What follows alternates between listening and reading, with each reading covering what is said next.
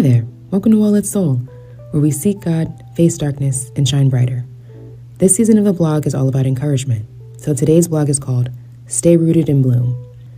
One of the many reasons I'm thankful for Scripture is that it offers so many examples of people dealing with the exact same things we wrestle with today. And even though our lifestyles, cultures, and societies may differ, we as people, more specifically souls, are the same. I was reminded of this when reading the story of Hannah in 1 Samuel 1. I would encourage you to read the whole chapter, but her story is about grief and how to lean on God and trust Him with your deepest cares. To summarize, Hannah's grief came from the fact that she had no children and that her husband's other wife, who had several children, provoked her severely because the Lord had closed her womb, verse 6. And even though her husband loved her greatly and gave her a double portion of an offering, the lack of children plus affliction from the other wife brought about great agony. You can see her sorrow explicitly in verse 10, which says, "And she was in bitterness of soul, and prayed to the Lord, and wept in anguish." And again in verse 15, when Hannah spoke to Eli the priest, which reads, "But Hannah answered and said, 'No, my lord, I am a woman of sorrowful spirit. I have drunk neither wine nor intoxicating drink, but have poured out my soul before the Lord. Do not consider your maidservant a wicked woman, for out of the abundance of my complaint and grief I have spoken until now.'" Not long after, Hannah became pregnant with a son whom she named Samuel, who would be a righteous judge over the Israelites.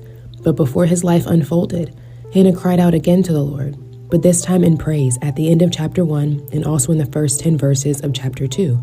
She opens her prayer of thanksgiving by saying in verse 1, "My heart rejoices in the Lord. My horn is exalted in the Lord.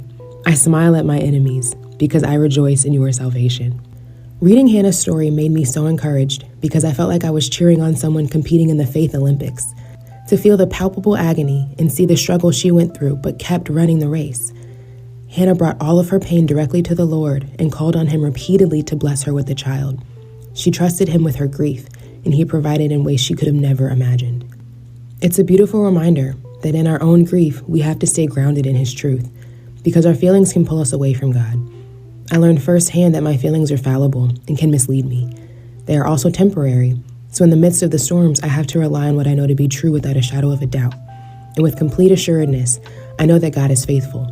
He loves me even if I don't feel it, and this too shall pass. In the same way He did for Hannah and so many others, God will provide for those who rely on Him. And being on the other side of the storm, I learned their purpose and value. One of the most helpful words of wisdom I was given was, "If you pray for flowers, don't be surprised when it rains." And I was praying for a lot of flowers, so I got a lot of rain. But those flowers did bloom, but all in God's time, not mine. And now I can rejoice when the rain comes, because it means God heard my prayers. And I'm thankful for the rain because it allows me to grow, bloom, and shine brightly. Which makes me think of James 1:2-4, which says, "My brethren, count it all joy when you fall into various trials, knowing that the testing of your faith produces patience. But let patience have its perfect work, that you may be perfect and complete, lacking nothing." So when the storms come, stay rooted, grounded, and firm. Cast your cares and cry out to God in the process because He cares for you and hears you. And trust that He is in control and that His plan, timing, and ways are perfect. And if you begin to doubt, go back and see His power and promise in stories like Hannah.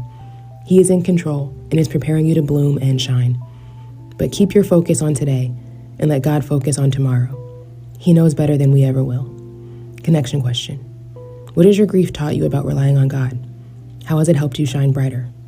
Let me know in the comments. I'd love to connect with you about it.